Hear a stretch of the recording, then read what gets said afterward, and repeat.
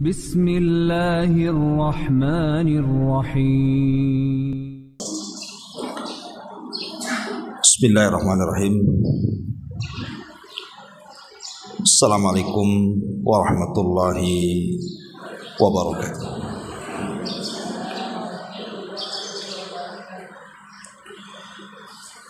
Alhamdulillah wassalatu wassalamu ala Rasulillah wa ala alihi wa sahbihi wa mawalah wa la hawla wa la quwata illa billahi wa ba'd. Alhamdulillah, segala puja dan puji hanya milik Allah subhanahu wa ta'ala. Salawat dan juga salam kita hadiahkan kepada Rasul kita Nabi besar Muhammad sallallahu alaihi wa ala alihi wasallam.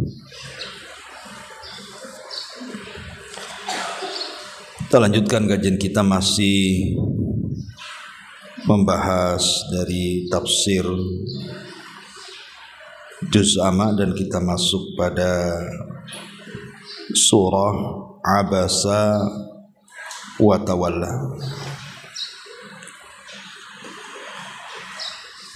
A'udzu billahi minasyaitonir rajim. Bismillahirrahmanirrahim. Abasa wa tawalla an ja'ahul a'ma wa ma yudrika la'allahu yazzakka aw yadhakkaru fatanfa'ahu dzikra. Amma man istaghna fa anta lahu tasadda wa ma 'alaika alla yazzakka wa amma man ja'aka yas'a wa huwa yakhsha fa anta lahu talaha kalla innaha tadhkira wa man syaa'a dzakara fi suhufin mukarramah marfu'atin mutahharah bi aidi safarah kiramin bararah kutilal insanu ma akfar.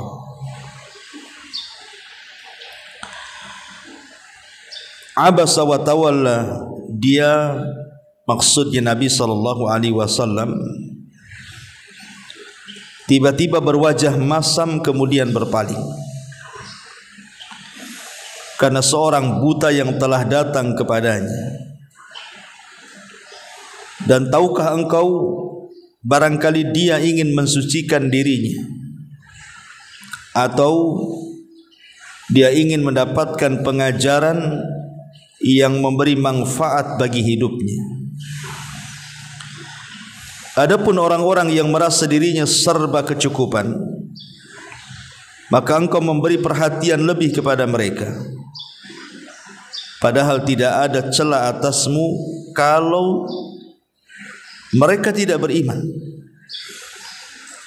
Dan adapun orang yang datang kepadamu dengan bersegera, sedangkan dia penuh dengan rasa takut kepada Allah, engkau pula malah mengabaikannya. Sekali-kali jangan begitu. Sungguh ajaran-ajaran Allah itu adalah peringatan.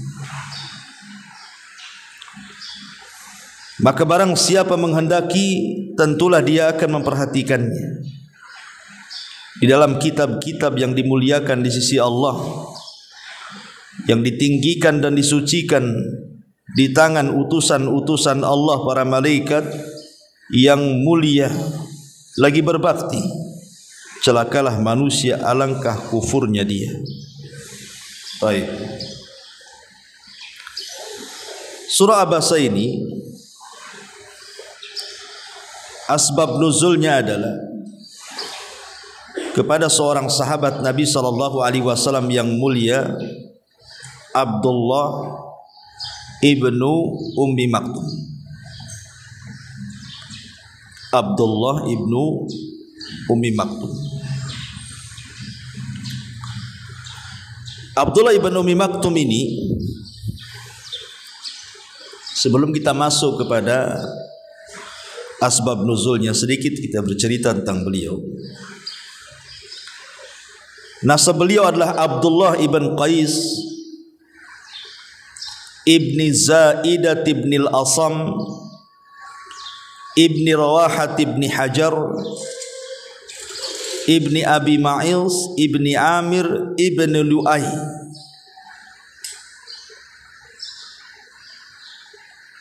Dan namanya adalah Abdullah.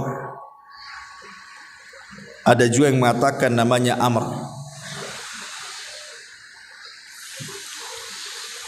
Abdullah ibn Umi Maktum kalau melihat dari kalangan para sahabat Nabi SAW, dia dikenal sebagai muadzin yang disandingkan dengan Bilal ibnu Rabah. Karena kita tahu bahwa muadzin Nabi SAW itu ada berapa? Ada 4. Yang pertama tentu Bilal ibnu Rabah. Dialah pemimpin para muadzin. Yang kedua Abdullah ibnu Umi Maktum. Yang ketiga Abi Mahdhurah. Dan yang keempat Sa'ad al-Qaradi Maula Ammar ibn Yasir radhiyallahu anhu. Itulah para muadzin Nabi SAW. Dan itu terletak di 3 masjid. Pertama Masjid Nabawi, muadzinnya 2, Bilal dan Ibnu Umi Maktum. Kemudian Masjidil Haram diletakkan padanya Abu Mahdhurah yang diajarkan Nabi SAW lafaz taswib, as-salatu khairun minan naum. Kemudian yang ketiga masjid yang pertama kali dibangun Nabi SAW, Masjid Quba, diletakkan padanya Sa'ad al-Qaradi Maula Ammar ibn Yasir. Jadi di sini kita tahu bahwa pekerjaan sehari-hari Abdullah ibn Umi Maktum adalah seorang muadzin. Muadzin yang ditunjuk Nabi SAW, dan dia satu-satunya muadzin yang buta. Lah Abdullah ibn Umi Maktum ini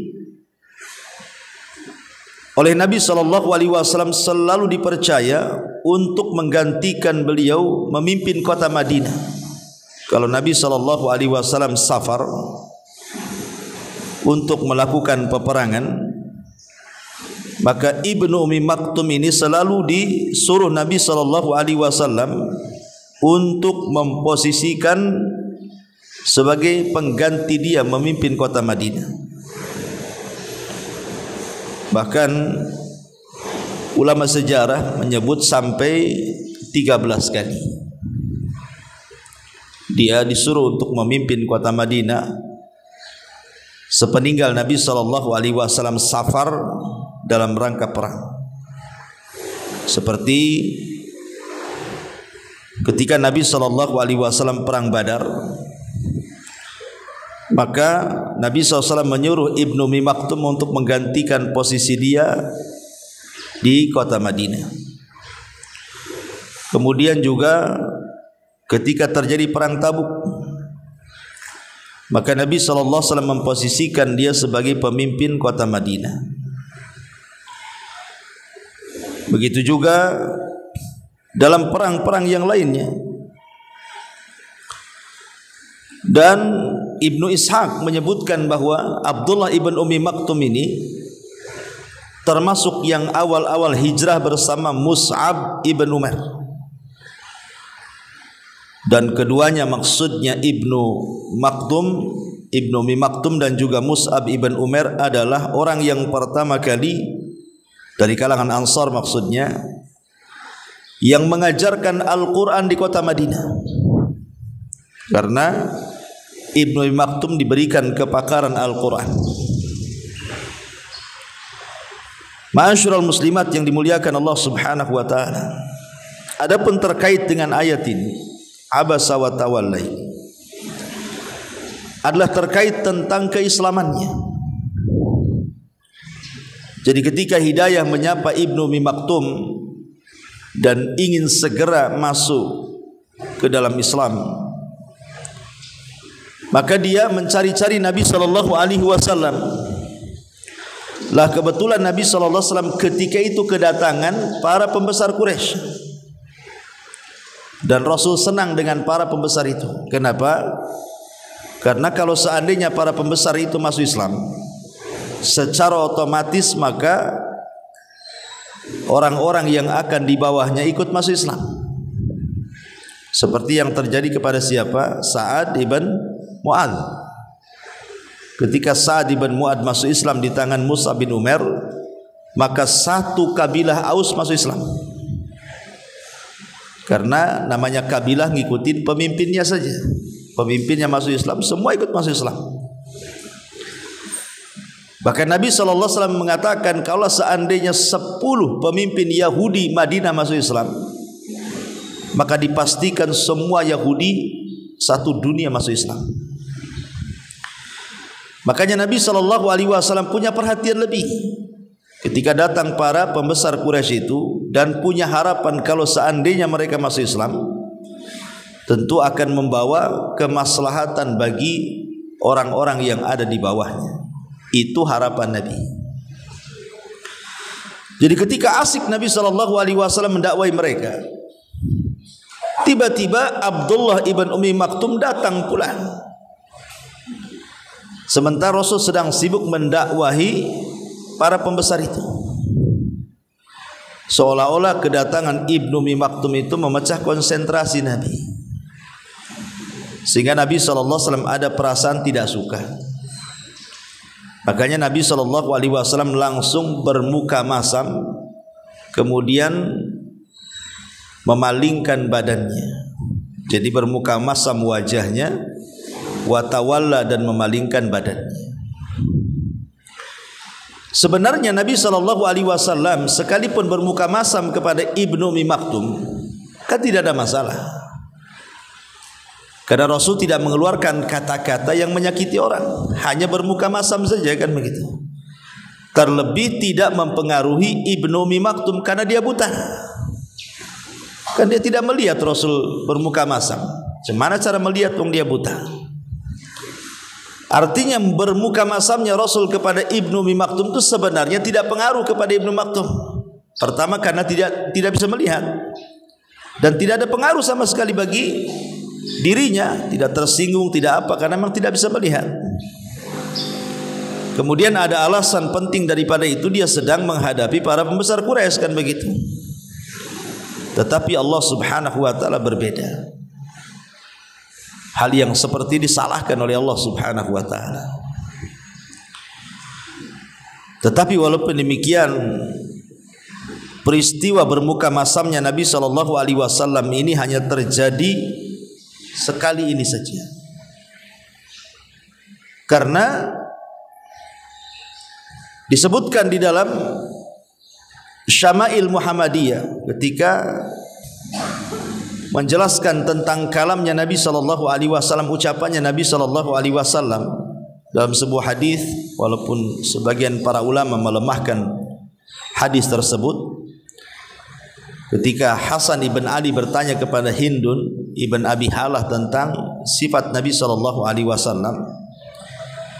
maka Hindun ibn Abi Halah ini menceritakan bagaimana sifat kalam Nabi SAW, di mana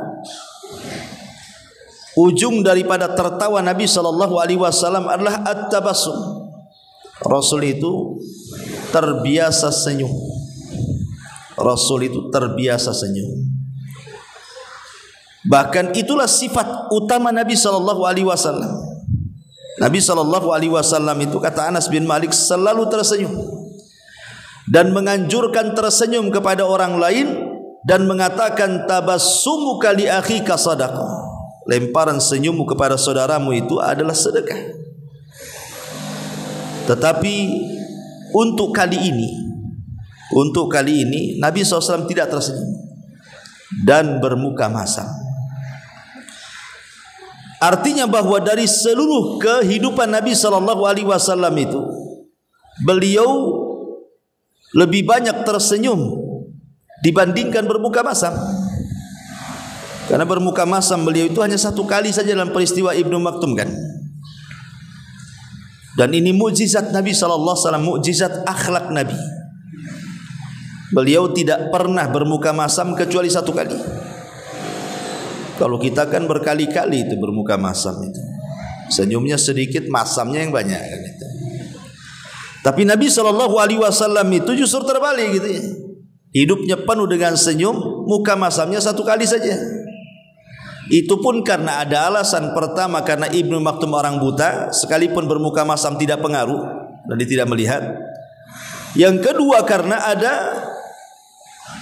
tugas yang sangat urgent sekali, di mana dia harus mendakwahi para pembesar Quraisy. Karena kalau seandainya para pembesar itu masuk Islam, maka akan membawa keislaman kepada seluruh kabilah yang di bawahnya. Tapi Allah Subhanahu wa taala tetap menurunkan ayat menegur Rasul dan mengatakan abasa wa tawalla. Dia, maksudnya Rasul, berwajah masam tiba-tiba berpaling. Kenapa berwajah masam dan berpaling? Anja'ahul a'ma, karena seorang buta telah datang kepadanya. Siapa? Abdullah ibn Ummi Maktum.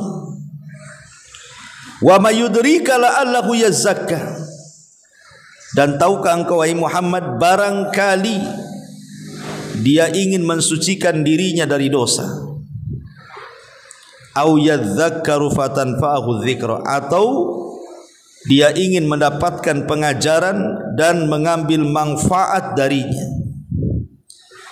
Jadi Ibnu Ummi Maktum datang kepada Rasul itu membawa hati yang tulus, memang ingin masuk Islam, ingin meraih hidayah, ingin membersihkan dosanya, ingin mendapatkan manfaat dari Islam. Tetapi Nabi SAW ketika itu lebih mementingkan para pembesar Quraisy, dan Allah tegur, amma man istaghna, adapun orang-orang yang merasa dirinya kaya, para pembesar-pembesar Quraisy itu, fa anta lahu tasadda, engkau pula memberikan perhatian lebih kepada mereka. Wa ma'alaika alla yazakka, padahal tidak ada celah atasmu kalau dia tidak mensucikan dirinya, maksudnya tidak beriman. Jadi kalau seandainya Rasul berpaling dari para pembesar Quraisy itu dan menghadap kepada Ibnu Ummi Maktum, Nabi tidak salah. Nabi tidak salah gitu ya. Dan tidak akan dihisab lantaran perbuatan itu. Soal mereka masuk Islam atau tidak masuk Islam itu bukan urusan Nabi. Tetapi ketika Rasul kemudian memberikan perhatian lebih kepada para pembesar Quraisy, sementara Ibnu Maktum yang jelas-jelas ingin masuk Islam, ini masalahnya. Makanya kemudian Allah mengatakan, wa amma man ja'aka yas'a wa huwa yakhsha. Adapun orang yang datang kepadamu dengan bersegera untuk memang mengambil pengajaran, ingin masuk Islam, wa huwa yakhsha, sementara dia betul-betul takut kepada Allah, fa anta anhu talaha, engkau Muhammad malah mengabaikannya. Maka Allah katakan, kalla, sekali-kali jangan begitu. Innaha tadhkirah, sesungguhnya ajaran-ajaran Allah itu sebuah peringatan. Nabi ditegur dengan turunnya ayat ini karena mengabaikan Ibnu Ummi Maktum dan berpaling kepada para pembesar Quraisy yang belum tentu mereka masuk Islam, sementara Ibnu Maktum sudah jelas-jelas mau masuk Islam. Hanya prasangka saja, mudah-mudahan mereka masuk Islam. Yang ini enggak prasangka, betulan mau masuk Islam, kan begitu. Ma'asyiral muslimat yang dimuliakan Allah Subhanahu wa taala, lah dari kisah ini Nabi SAW apabila sedang duduk, kemudian datang Ibnu Ummi Maktum, maka Rasul berdiri kemudian mengucapkan selamat, marhaban biman atabani rabbi, kata. Selamat datang wahai orang yang karenamu aku ditegur Allah, kata. Selalu dia Rasul mengatakan seperti itu. Jadi kalau Ibnu Maktum datang, Rasul mengatakan marhaban biman atabani rabbi. Selamat datang wahai orang yang karenamu aku ditegur Allah. Rasul berterima kasih kepada Ibnu Maktum karena atas kejadian ini Allah menegurnya. Dan sejak itulah kemudian Abdullah ibn Maktum masuk Islam dan sangat dihormati di keluarga Nabi. Sangat dihormati di keluarga Nabi sallallahu alaihi wasallam. Dan luar biasanya walaupun Ibnu Maktum ini dia buta, tetapi di akhir hayatnya dia mati syahid. Di akhir hayatnya dia mati syahid. Ada yang mengatakan Ibnu Maktum ini termasuk sahabat Nabi sallallahu alaihi wasallam yang dipanjangkan usianya. Termasuk yang dipanjangkan usianya karena dia hidup sampai zaman Umar bin Khattab radhiyallahu an. Ketika Umar radhiyallahu an melakukan peperangan membebaskan Baitul Maqdis atau dikenal dengan perang Qadisiyah. Ketika itu Umar memilih Sa'ad bin Abi Waqqas untuk menjadi pemimpin perang. Lah Ibnu Maktum ini ingin ikut terlibat perang, tapi karena dia buta, dia meminta kepada rekannya, kemarikan bendera perang itu biar aku yang membawanya. Ketika tugas dia membawa bendera perang, kemudian dia tertebas tangannya, kemudian patah dan ditebas lagi badannya sampai akhirnya dia pun meninggal syahid di perang Qadisiyah. Itulah Abdullah ibn Maktum tepat pada tahun 14 dari hijrah Nabi sallallahu alaihi wasallam. Ibnu Maktum meninggal dunia di peperangan Qadisiyah. Taib ma'asyiral muslimat yang dimuliakan Allah Azza wa Jalla, ini asbab nuzul dari surah Abasa wa Tawalla. Taib, kita bahas ayatnya. Di sini Allah Subhanahu wa taala mengatakan, setelah menyebutkan tentang peristiwa Abdullah ibn Maktum, kemudian Allah Subhanahu wa taala menegur Nabi sallallahu alaihi wasallam dengan menurunkan ayat Abasa wa Tawalla ini. Maka Allah Subhanahu wa taala melanjutkan firman-Nya. Allah Subhanahu wa taala mengatakan di sini, kalla innaha tadhkirah, sekali-kali jangan begitu. Sungguh ajaran-ajaran Allah itu sebuah peringatan. Maksudnya ajaran-ajaran Allah ini disyaratkan kepada Al-Quran. Jadi Al-Quran itu adalah sebuah peringatan. Berarti harusnya orang-orang yang membaca Al-Quran itu paham bahwa isi Al-Quran itulah peringatan dari Allah Subhanahu wa taala kepada kita. Di dalamnya ada perintah dan ada larangan. Faman syaa'a dzakarah, maka barang siapa menghendaki, tentulah dia akan memperhatikannya. Barang siapa yang menghendaki, maksudnya menghendaki hidayah, tentu dia akan memperhatikan betul-betul Al-Quran yang ada di hadapannya. Karena Al-Quran itu kitab hidayah. Kalau ingin mendapatkan hidayah, baca Quran, pelajari Al-Quran. Makanya ketika Allah Subhanahu wa taala menurunkan Adam, Hawa dan juga iblis dari sorga ke bumi, apa firman-Nya? Fa imma ya'tiyannakum minni hudan faman tabi'a hudaya fala khaufun alaihim wala hum yahzanun. Adam, Hawa dan Iblis, kelak akan kuturunkan petunjukku kepada kalian bertiga. Maksudnya apa petunjuk di sini? Kitab-kitab dari langit dan rasul-rasul dari bumi. Itulah petunjuk Allah Subhanahu wa taala, kitab-kitab dari langit dan rasul-rasul yang diutus di bumi. Maka barang siapa yang mengikuti kitab-kitab yang diturunkan di langit dan mengikuti rasul-rasul yang diutus di bumi, fala khaufun, maka dia tidak akan takut. Wala hum yahzanun, dia tidak akan sedih. Dalam ayat yang lain, fala yadhillu, tidak mungkin sesat, wala yashqa, tidak mungkin celaka. Jadi petunjuk Allah Subhanahu wa taala adalah kitab-kitab dari langit dan rasul-rasul yang diutus di bumi. Kalau dulu ada Nabi Musa alaihi salatu wasalam dan Tauratnya, berarti siapapun yang mengikuti Musa dan mengikuti petunjuk Taurat, dia di atas petunjuk. Kemudian juga ada Nabi Daud dan Zaburnya. Kemudian ada Nabi Isa dan juga Injilnya. Maka siapapun yang mengikuti Isa dan Injilnya pada zamannya, maka dia di atas petunjuk.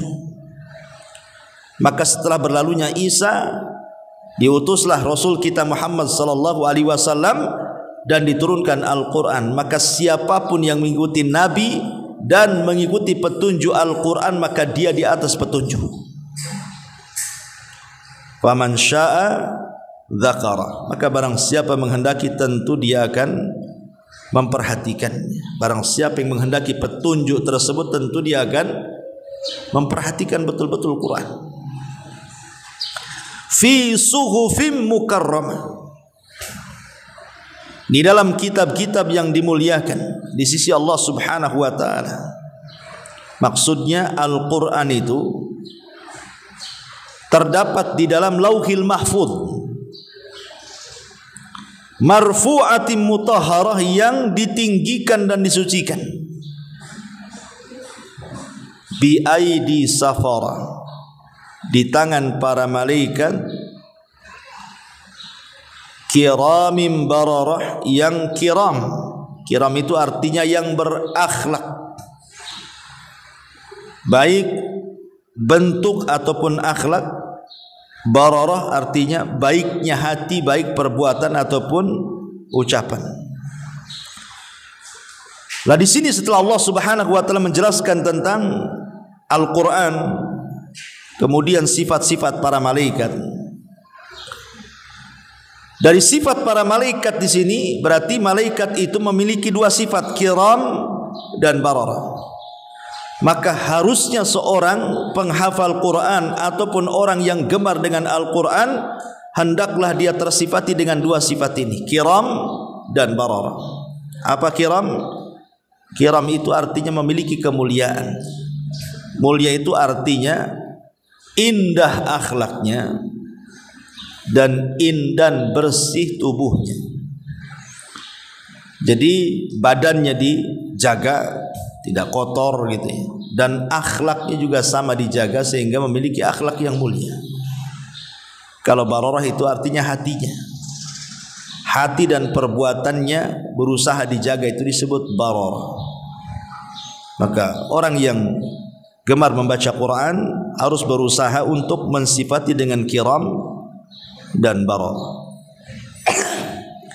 Sampai di sini cerita Quran dan para malaikat. Baru Allah Subhanahu wa taala berpindah kepada manusia-manusia pengingkar kehidupan setelah kematian. Qutilal insanu ma akfar. Qutila artinya lu'ina, dilaknat. Kalau ada kalimat qutila dalam Quran artinya lu'ina, dilaknat. Siapa dilaknat? Al-insan, manusia.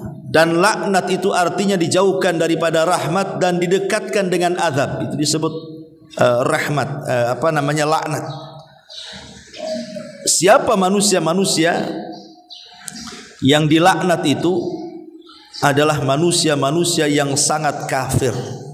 Kafir dengan kehidupan setelah kematian. Celaka manusia, alangkah kufurnya dia. Min ayyi syai'in khalaqa, dari apa Allah menciptakannya? Min nutfatin khalaqahu faqaddarahu, dari setetes mani dia menciptakannya lalu menentukannya. Tsumma sabila yassarah, kemudian jalannya dimudahkan. Tsumma amatahu fa'akbarah, kemudian dia mematikannya dan menguburkannya. Tsumma idza syaa'a ansyarahu, kemudian jika dia menghendaki dia membangkitkannya kembali. Kalla lamma yaqdima amara, sekali-kali jangan begitu. Manusia itu belum melaksanakan apa yang Allah perintahkan kepadanya. Di sini Allah Subhanahu wa taala mengingatkan kepada kita tentang asal ciptaan manusia. Dari apa kita diciptakan? Min nutfatin khalaqahu, dari setetes air mani. Ingat, dulu saya pernah bercerita kepada ibu tentang Malik ibn Dinar, seorang ulama besar. Malik ibn Dinar, dia tiba-tiba kemudian tidak suka dengan seorang gubernur wali Basra yang ketika berjalan di hadapannya nampak kesombongan, berjalan dengan membusungkan dada. Kata Malik ibn Dinar, janganlah engkau berjalan seperti jalan yang sangat dimurkai Allah. Jangan membusungkan dada. Jadi wali Basra ini yang sekaligus juga pemimpin perang, tiba-tiba dia mengatakan kepada Malik ibn Dinar, ata'rifuni, tidakkah kau kenal aku? Katanya, kau kenal aku ya? Kau berani kamu mengatakan seperti itu kepadaku? Ya.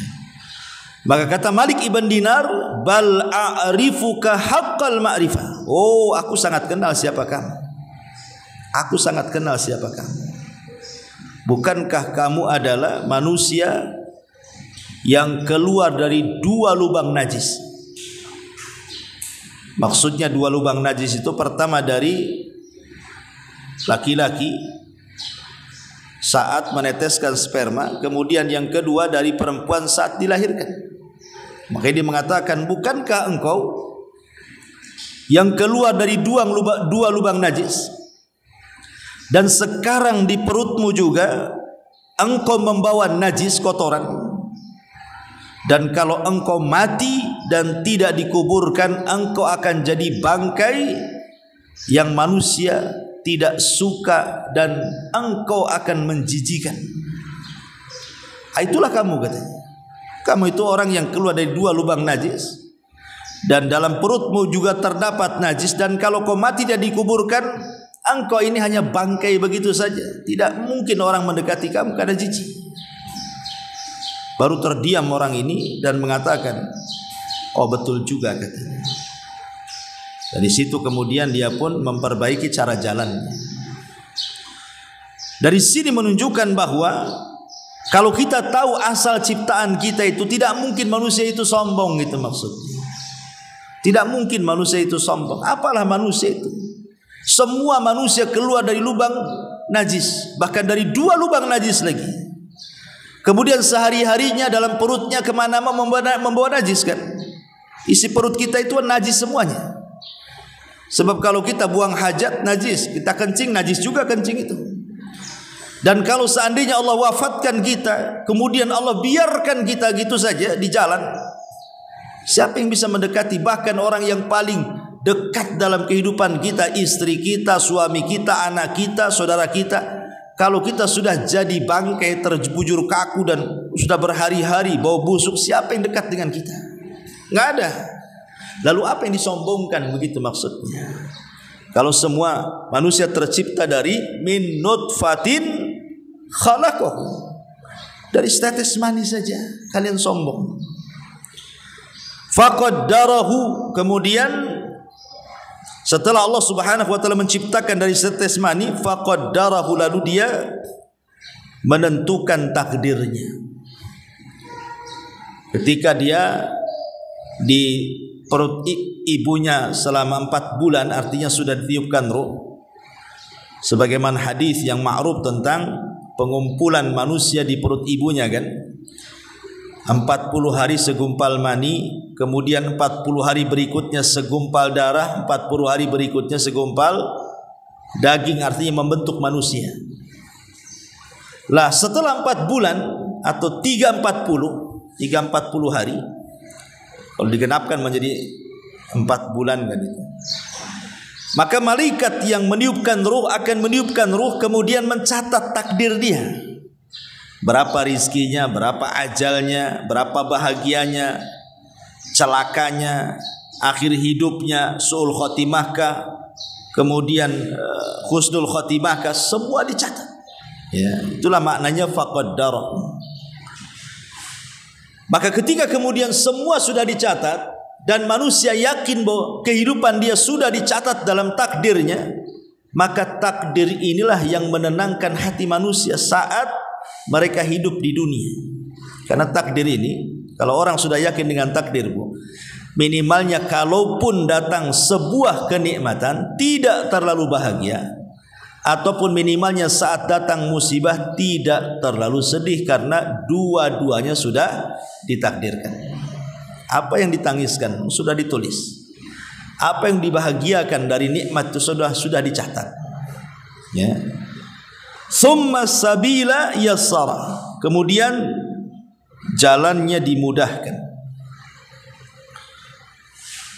Ada yang mentafsirkan jalan dimudahkan artinya saat proses kelahirannya Allah mudahkan. Allah mudahkan saat proses kelahirannya. Walaupun demikian, walaupun umumnya orang wanita-wanita melahirkan kan umumnya selamat, jarang yang tidak selamat itu. Ada yang tidak selamat tapi jarang. Umumnya orang melahirkan, wanita melahirkan itu selamat, baik janinnya atau ibunya. Walaupun demikian ada juga yang Allah takdirkan tidak selamat. Makanya saya nasihatkan kepada ibu-ibu yang mungkin ditakdirkan sedang hamil, kemudian akan melahirkan, maka saat melahirkan itu tambatkan hati ibu kepada Allah Subhanahu wa ta'ala. Karena ibu ini sedang menghadapi hal-hal yang tidak mungkin diduga sebelumnya. Artinya bisa saja saat melahirkan meninggal kan. Berapa banyak orang yang ketika nifas dia meninggal. Lah ketika kemudian melahirkan hatinya terus tertambat kepada Allah Subhanahu wa ta'ala. Kalaupun Allah takdirkan meninggal, anggaplah Allah takdirkan meninggal, maka berbahagialah. Karena di antara orang-orang yang dianggap mati syahid, ya, kata Nabi SAW adalah seorang wanita yang meninggal saat melahirkan. Ya, seorang wanita yang meninggal saat melahirkan itu dianggap syahid. Makanya penting, jadi ketika ibu melahirkan itu yang disebut jangan suami yang disebut, ya, sebut Allah. Saat melahirkan itu biasakan menyebut nama Allah Subhanahu wa ta'ala, ikat hati ibu dengan Allah Subhanahu wa ta'ala. Karena yang memudahkan kelahiran itu siapa? Allah. Yang memudahkan kelahiran itu Allah, bukan suami, bukan dokter, bukan. Yang menjadikan mudah lahir itu Allah Subhanahu wa ta'ala. Karena Allah yang mentakdirkan ibu hamil juga Allah Subhanahu wa ta'ala. Maka minta kepada Allah Subhanahu wa ta'ala supaya dimudahkan kelahirannya. Dan kalaupun seandainya Allah takdirkan memang dipersulit, maka itu sudah takdirnya. Dan kalau seandainya Allah wafatkan pun, maka ibu wafat di atas mati syahid, jaminannya surga. Luar biasa. Tsumma sabila yassarahu, kemudian jalannya dia mudahkan. Atau yang dimaksud tsumma sabila yassara ini setelah manusia lahir, Allah mudahkan kehidupannya. Masing-masing Allah mudahkan kehidupannya, bisa mencari rezeki masing-masing, mencari kehidupan masing-masing. Akhirnya kemudian yang tadinya tidak punya rumah, Allah mudahkan, akhirnya punya rumah. Yang tidak punya perkakas rumah, Allah mudahkan, akhirnya punya perkakas rumah. Yang tidak punya kendaraan, Allah mudahkan, artinya kemudian Allah berikan kendaraan, dan begitu seterusnya. Sementara ketika kita lahir, mata pun belum melihat, telinga pun belum mendengar, kaki dan tangan pun susah bergerak. Kemudian setelah besar sedikit, Allah anugerahkan mata bisa melihat, telinga bisa mendengar, akal bisa berfikir, hati bisa berpikir, dan begitu seterusnya. Baru kemudian dari itu semuanya Allah berikan pengetahuan. Dari pengetahuan itu ada yang jadi dokter, ada yang jadi pilot, ada yang jadi guru, ada yang jadi macam-macam kan. Allah mudahkan semuanya. Tsumma sabila yassarahu tsumma amatahu fa akbar. Kemudian dia mematikannya lalu menguburkan. Artinya manusia itu ada batas usia. Tidak ada satupun manusia yang hidup lama di bumi. Hatta para nabi dan rasul. Bahkan Nabi SAW sendiri usianya berapa? 63 tahun saja. Berarti umatnya tidak jauh-jauh daripada Nabi. Maka setiap manusia pasti ada waktu kematiannya. Idza jaa ajaluhu la yastakhiruna sa'ata wa la yastaqdimun. Kalau sudah datang ajalnya tidak mungkin ditunda tuh. Tidak mungkin diakhirkan, tidak mungkin dimajukan, pas waktunya. Summa amatahu. Kemudian Allah wafatkan. Dan kita harus yakin setiap manusia pasti wafat. Ya, walaupun aneh sebenarnya hari-hari kita dihadapkan dengan kematian-kematian tetangga, kematian-kematian bayi, bahkan terkadang kita pula yang ngurus jenazahnya gitu kan. Bahkan sebagian kita pula yang kemudian datang ke kuburan melihat proses dikubur, tapi tidak membuat pelajaran bahwa kita pun akan seperti dia. Itu masalahnya. Kan banyak itu kan orang yang melihat orang mati, ya sudahlah, memang sudah takdirnya dia meninggal. Dia tidak tahu kalau dia pun akan mati gitu. Ya biasa saja jadinya kan. Harusnya kan setiap orang yang mati itu kan ibu jadikan pelajaran tuh. Ketika ada orang meninggal, kita pandang karena di tetangga kita tahu kan bagaimana sholat dia, puasa dia, baca Quran dia, bagaimana zikir dia, bagaimana akhlak dia kan. Apakah saya harus meninggal seperti dia, ataukah jangan meninggal seperti dia kan begitu. Ambil pelajarannya. Jangan hanya sekedar melihat orang itu mati, ya sudah memang sudah takdirnya, enggak begitu. Tetapi ambil pelajaran pada setiap orang yang meninggal itu kan, itu madrasah yang paling besar bagi kita. Lingkungan sekitar itu. Tsumma amatahu fa akbarahu. Kemudian lalu ia pun dikuburkan. Manusia saat dikubur itu sebuah ikram, kemuliaan. Sebab manusia itu kan berada di atas bumi dan ketika wafat ditaruh di balik bumi. Dan itu kemuliaan bagi manusia. Kenapa? Sebab kalau seandainya manusia tidak diletakkan di dalam bumi alias dikubur, tentu manusia akan jijik melihatnya. Coba saja ada orang meninggal dibiarkan gitu saja di kasur sampai membusuk. Keluarga pun tidak mungkin nengok dia. Langsung benci keluarga kan begitu. Seperti kasusnya siapa? Kematian Abu Lahab. Abu Lahab itu ketika meninggal dunia terkena penyakit, kemudian meninggal dunia, baru ketahuan setelah beberapa hari anaknya tidak mau mendekat jasadnya Abu Lahab karena sudah busuk, sudah bau. Jadi orang-orang mencela anak-anaknya dan mengatakan, kenapa kau tidak urus jasad bapakmu? Kenapa dia biarkan seperti itu? Karena sudah bau busuk masalahnya. Akhirnya kemudian anak-anaknya melempari jasadnya dengan batu sampai numpuk batu itu. Coba bayangkan, sampai bapaknya diperlakukan seperti itu oleh anaknya kan gitu. Dan itu dalam bentuk penghinaan Allah kepada Abu Lahab. Dikubur dengan cara seperti itu. Makanya ketika kemudian orang itu wafat, kemudian langsung dikubur, itu kemuliaan bagi manusia. Makanya kata Nabi SAW, asri'u bil janazah. Segerakan dalam pelaksanaan jenazah itu. Sebab kalau dia orang baik, maka kebaikan yang didahulukan kepadanya. Kalau dia orang jahat, itu sama meletakkan kejahatan di rumahmu. Segerakan kuburkan jenazah itu, karena itu bentuk kemuliaan dia.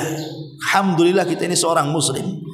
Allah muliakan kematian kita dengan dikubur. Betapa banyak orang-orang yang ketika mati malah dibakar, ya kan? Ma'asyiral muslimat, bahkan yang lebih parah lagi dimumikan pula. Kan ada tuh, sudah meninggal diobati, dimumikan, ditaruh di gua-gua. Nanti setahun sekali didandani, dibawa pulang lagi, ya, didudukan di meja, diajak makan, gimana caranya tuh? Ya. Ma'asyiral muslimat yang dimuliakan Allah Azza wa Jalla. Jadi Islam ini alhamdulillah memuliakan jasad kita ketika kita meninggal dunia. Dan yang pertama kali mengajarkan cara menguburkan siapa? Anaknya Adam. Ketika Qabil membunuh Habil. Entah jasad Habil tuh berapa hari, berapa minggu, berapa bulan, Allahu alam. Yang jelas kemudian Qabil tuh bingung macam mana ini harus bermuamalah dengan jasad Habil yang sudah dibunuhnya. Sampai satu hari dia melihat gagak, ghurab. Dan gagak ini berkelahi dengan gagak yang lainnya dan dibunuhlah gagak kawannya. Setelah itu kemudian dia korek tanah, kemudian jasad kawannya dimasukkan dan dikubur lagi. Baru terpikir oleh Qabil, oh begini cara untuk fardu kifayah gitu, menguburkan orang. Makanya dikuburkan. Summa amatahu faqar. Summa idza syaa'a ansyara. Kemudian jika dia menghendaki, dia pasti membangkitkan kembali. Atau dengan kata lain bahwa Islam sangat meyakini adanya kehidupan setelah kematian. Dan kehidupan setelah kematian di dua tempat. Pertama di alam barzakh. Manusia akan dihidupkan lagi bil jasadi war ruh, dengan jasad dan rohnya. Kemudian akan ditanya oleh para malaikat tentang tiga soalan, man rabbuka wa ma nabiyuka wa ma dinuka. Kalau dia orang yang beriman dan mampu menjawab, maka dia akan dibentangkan padanya kehidupan yang sangat nikmat karena